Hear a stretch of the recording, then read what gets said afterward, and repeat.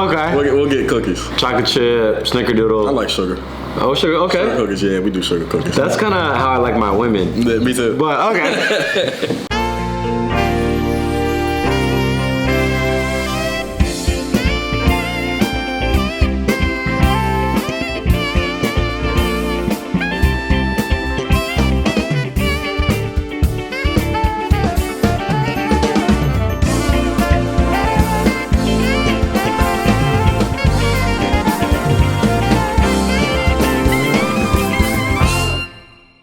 Sup dorks, today we're doing something different. I figured I'd spice up the Strawberry Park channel with a interview of some sort. So we're here with my good friend, Jordan. He is a police officer. I have a bunch of questions for you. First off, how did you get into being a police officer? Did you want to do it? What got you interested in it? So maybe when I was about 2 years old, I was at home and we had a neighbor move across the street from us, and he was a police officer. When I was old enough, I would go over there, I would just talk to him, get in his car, play around, and it really just sparked my interest. The lights, sirens, just everything. So as I got older, I started looking into it more, and I knew it's just what I wanted to do. You guys know with the media and police and all that jazz that's been happening, the big question that I have to start with, how much do you like donuts? It's funny. We don't really eat donuts a lot. It's more cookies. Okay. We'll get cookies. Chocolate chip, snickerdoodle. I like sugar. Oh, sugar, okay. Sugar cookies, yeah, we do sugar cookies. That's kind of how I like my women. Yeah, me too. But okay. Actually getting right into the nitty gritty. What do you make of the whole police brutality issue? There's been a whole wave of people against police officers. What do you make of all that? I'm assuming you're not one of the brutal police officers that's doing all that. It's definitely a case-by-case situation. I have my own opinions on it. I don't like to talk about a lot of stuff if I wasn't there. So I don't know how this officer works. Of course, we see it like everybody else does on TV and the media, and it looks bad. We all have our feelings on each situation as they come. You got officers that don't agree with a lot of stuff that's going on. It's always bad apples. In this job, those bad apples make everybody else look bad. That's really the big thing. I think we talked about this one time. If you're a doctor and you perform a surgery on someone and it goes haywire and bad and you kill the person in California, and that's when your practice is, now people don't hate doctors across the world. Right. If a police officer does some shit in Montana, all the police officers They feel it and suffer the consequences, which I think is a pretty profound thing. Are you now extra hesitant to be rough and tough with people? Because bro, if I'm putting myself in the position, cop Rhino, I can see that happening. I feel like I might get carried away. If somebody's on some BS, I'd be like, get in the car. How do you keep yourself from getting carried away, or what do you do in those high intensity situations where you're like, oh, can I rough this motherfucker up? Should I relax because I don't want to be the next headline? It's really, you just gotta restrain yourself. It's hard as hell.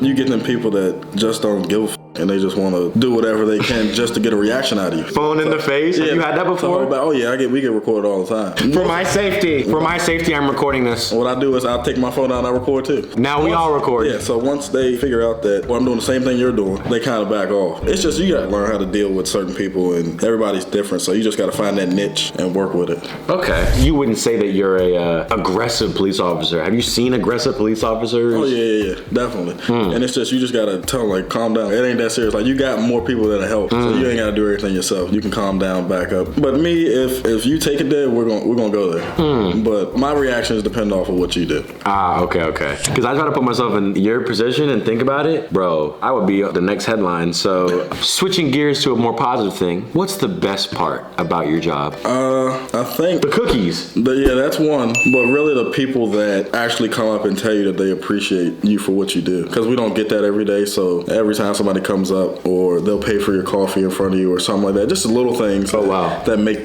the job worth it. And the thing is, when I go to work, if I'm getting a call, it's never good. Call for police is never good. Oh, that's facts. Hey, calling the police. Yeah, party. Yeah. They're not calling to have fun. They're calling because some shit went bad or it's about to go bad. So everything I deal with is negative. So when you get that little positive burst, it makes it worth it. And this is making me feel more, I can't say empathy because I'm not a cop, but I could say sympathy. It feels bad to have what seems like the nation hate you because there's the mantra of 12. How do you feel about that? They're not hating you as a person. They see the uniform and it's the uniform. The police, everybody that stands for police. It's not you as a person. It's just a uniform and the job that you do. Yeah, because if you didn't have that on, they'll see me in the store and say, what's up? I'll wear a uniform and they know who I am. I live where I work. And I go to the same store and they don't know who I am. Wow. How does being a black police officer affect your work? How do you think race/your race plays into your daily ongoings? I'm putting myself in the cop Rhino. If I'm a white police officer and I pull over a black dude in a car, I'm over here thinking, here we go again. They're gonna be saying why'd you pull me over? Cause I'm black? Or, they might say whatever. You being black, how does that factor in? It's still the same. I'll pull somebody over and they'll say, you pull me over cause I'm black. I'm like, I'm black too. They really said that? Yeah, they'll say it all the time. To you? Yeah, funny because... People are stupid as You pull me over because I'm black. Yeah. I hate to break it to you. I'm black too. We don't have a choice for that. Like only way we have a choice is like traffic stops. But even with traffic stops, people's windows are so dark, you can't even tell if it's a boy or girl. So you're literally pulling over a car for a violation, not who's driving. Imagine you sitting in the cop car. Where the black people at? It's hard. It's hard to see who's driving. You gotta think, they're going 50, 60 miles an hour. Like, you can't catch who's driving that fast. Is that dark tint or is he African? Right. They still be saying, is it because I'm black? Yeah. To the black officer. Yeah. Do your white contemporaries or coworkers rather, are they facing more heat than you do? Yeah, absolutely. So you get a little bit. I don't get too much of it because I'll go into it calm and chill and not really trying to ruin somebody's life, because one decision that I make could ruin somebody's life, career, whatever. So I don't go in and trying to do that. Like, if I have to and I have to force my hand because you make me do it, then that's another situation. But I'm really trying to get out of these calls with a positive ending. I'm really not trying to ruin people's lives. I do remember you telling me that, like, you're the type of person who's very lenient. Look, man, we don't have to have a problem here, as opposed to let's get everyone here booked and locked up. I'd rather let you know to go on about your day and keep it moving rather than taking up everybody's time with me locking you up. And our system, they get out before my shift is over. Oh my God. So it's really no point. I've heard of that too. Yeah. I spoke to a police officer in LA and he was like, I feel as though criminals are oftentimes more protected than the actual victims of the crimes. People will commit violent and dangerous crimes and then be released like the same day. Same day. Yep, it'll be a dude I locked up in the beginning of the shift, and by the end of the shift, I see him walking the streets. It's no point of me doing anything. That's spooky. Yeah. We say what's the best part of the job. What is the single worst part? I think it goes back to people not knowing who you are and just hating you for what you do. People don't know me from Adam because of my job and what it represents. They don't like me. It is what it is, but... Does it make you want to quit and be like, hey man, run amok in the streets? No, I don't care. I wouldn't say that. It just lets me know where you are and how you really don't know anything. How ignorant you are to what's going on. Because I feel like it's people out here that's 12 and police and all that, and they've never had an interaction with the police a day in their life. The media is portraying police, the rap music's saying police. You're saying that and you grew up in the suburbs and have no interactions with the police at all. That's so true. So, people like hating on a common enemy, and I think that people have decided police is a common enemy. However, who are these people gonna call? It's 12 until someone's breaking in their house, or your mom's not breathing on the floor, and who you calling? Right. Or are you resuscitating them by yourself? Right. And that's the way I look at it. I'm like, they're saying all this because it's a trend and it's cool right now, but when shit hits the fan, you're gonna need me before I need you. I can understand why people have the disdain towards police officers, because they see, oh my God, this guy was beating up this person, this guy was doing this, and you see 20 viral videos of crazy cops. Yeah. But you think about it, you don't never see anything good about police. The things that police do on the good side that you never hear. They're not gonna put that in those clips aren't going viral. No. I saw one clip one time of a police officer like shooting hoops or something, and then that got off my timeline pretty quick. Yeah. People gravitate more to negative than positive. I didn't even think about that. There's no viral positive clips. No. Y'all be saving people's lives. Where's the viral video for that? You'll never see it. Last thing here, what's something that you think people don't understand about your job, or what's the biggest misconception people have about police officers? They think that we're out here just to ruin lives. We're really out here to make a difference, keep everybody safe. And without us, it'll be the purge. And that's really what it would be. So you have to have somebody to keep everybody in line. And we're just trying to do it to the best of our abilities and not really ruin anybody. So I think that's a big misconception. Do you get worried on a job? Like, I feel like I would be overly paranoid. Like, yo, you're going every day, suiting up, going and thrust into the world where people don't like you. How was your stress levels? Because, in the academy, they drill it in your head. Like, when you leave your front door, that may be your last last time leaving. And they drill it into you the whole 6 months you're in there. Like, this job can kill you. It can kill you. And, damn. And once you get on the road, when you first get on the road, you can feel it. Like, you'll pull a car over, you don't know what's in there. Like, you don't know if he's got a gun waiting to just shoot you right there. But as I've been on for 3 years now, I wouldn't say I got complacent. It's just my job. I'll go up here, I'll do it. And I think that's where a lot of officers get hurt. Like, they get complacent and they think it can't happen to them. And then when they get in that mode, some shit happens. So you just really gotta stay on top of it. It's always in the back of your mind, like, I might not be going home. Some calls, they get you going. You get your anxiety up. Yeah. Some other calls, like when they drop tones for an accident or something, it's just, we're going to this call. Whoa. You get some stuff that's like, it'll still get you going. Like, I still get going for subjects not breathing. I still get going for that. Wow. Man with a gun. Like, it's some calls that make you pucker up. Can you give me an example or examples of calls that you distinctly remember where either was really spooky and it like freaked you out, or like, some like horror stories, if you will? I wouldn't say horror. I think it's one of my good ones. 5 minutes outside of my jurisdiction, a woman who wasn't breathing, right outside of her door at home, and nobody was going. So I went and I was first on scene. I beat EMS, beat fire, everybody, and I had to do CPR.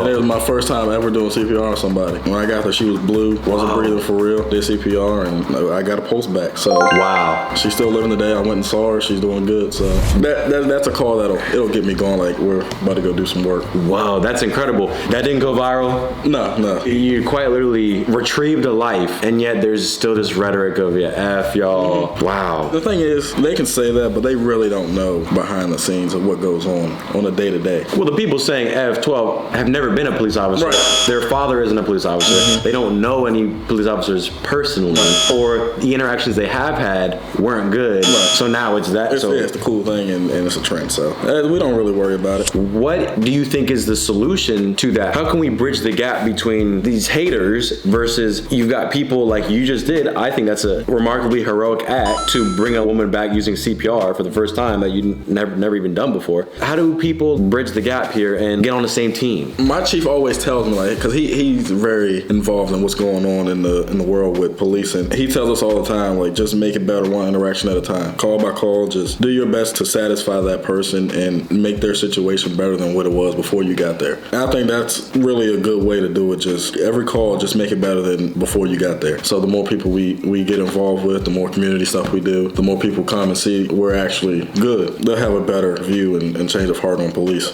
And I've only had positive interactions personally with police officers for the most part. I had a situation where they didn't do anything afterwards. Like, they didn't really help me out too much afterwards, but it didn't make me hate them, whatever. Right. A good thing for regular people to think about is don't go into the situation thinking, like, if you have to call the police or the police are on the scene or whatever, or it's a traffic stop or you get pulled over, don't go into it with a hostile attitude. Right. If you give somebody hostility, what do you think you're going to get back? Right. A kind, perfect thing? No. Probably not. No. People play off of the energy that you give them. Again, there's terrible bad apple situations, but I think for the people like us civilians, it would probably be important to go into each interaction with a positive attitude and not thinking, I'm recording this for my safety. Right. Because what you just putting everybody on edge for what reason? It's going to make officers not want to really go to the extent to help you. It's really dependent on your actions and how you go into the situation as well. You don't know, that cop may be having a bad day as well, but he still has to go to work and do what he needs to do. Because I think I've seen viral videos of right when the officer pulls up, I have the right to do this and that. I know my rights, video and a thing. Even if you think worst case scenario, let's say you're an officer having a bad day, you're upset, you're antsy, angry, whatever. Me being ridiculous is not going to help. Let's say there even is an officer who has had a bad track record or whatever. You don't want to give people any reason to escalate any sort of situation. So that's why I think positivity, being relaxed and open-minded is probably the safest form of action for everybody involved. Yep. Police officers included, civilians, everybody just relax. See, I just know everything. I just have the solution to everything. Rhino for president. Rhino for president, Rhino for police chief. There we go. I definitely don't want that pressure. Rhino, what happened? The town's running amok. I don't know, everyone relax. Subscribe to me. Heavy hitting stuff. Yeah. That turned a lot more serious than I thought it was going to be. I would say love is the answer. Where can the people find you? Instagram, jballer_KOB. Twitter's the same thing. And maybe the people head to your Instagram and drop a follow if they want. Drop a follow. And maybe drop a thank you Yeah. in the comments. That might make you feel good. That'd be appreciated. Because right now, now you're about to leave midnight shift. Yep, get off 7 in the morning. And I'm gonna sleep like a baby tonight. Yep. Sound asleep. With all my new Christmas gifts on. I'm gonna be driving, out here answering calls. Fighting crime. Do you feel like a superhero? You're technically a crime fighter. Yeah, not really. I don't really think of it that way. Hush.